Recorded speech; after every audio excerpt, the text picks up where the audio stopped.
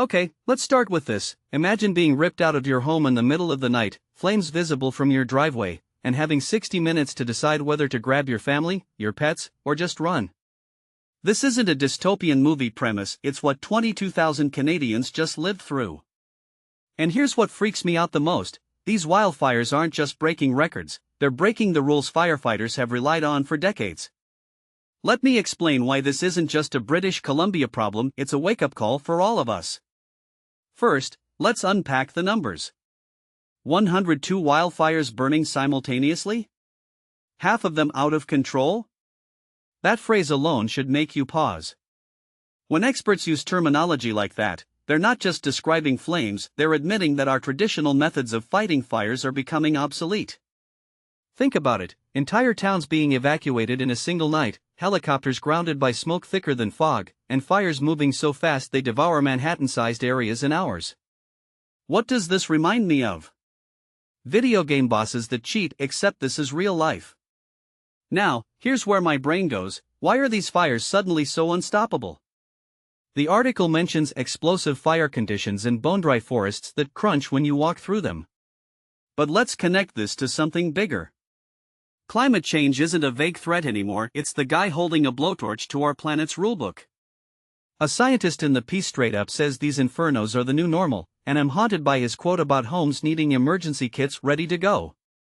That's not disaster preparedness, that's surrendering to chaos. Wait, let me get even more existential. Did you catch how the Bald Range fire exploded to 100 square kilometers in hours? That's not just scary, it's rewriting geography textbooks. And the part where fires now burn through the night? That shatters something fundamental. For centuries, firefighters could catch a break after sunset. Now, the dark doesn't slow them down.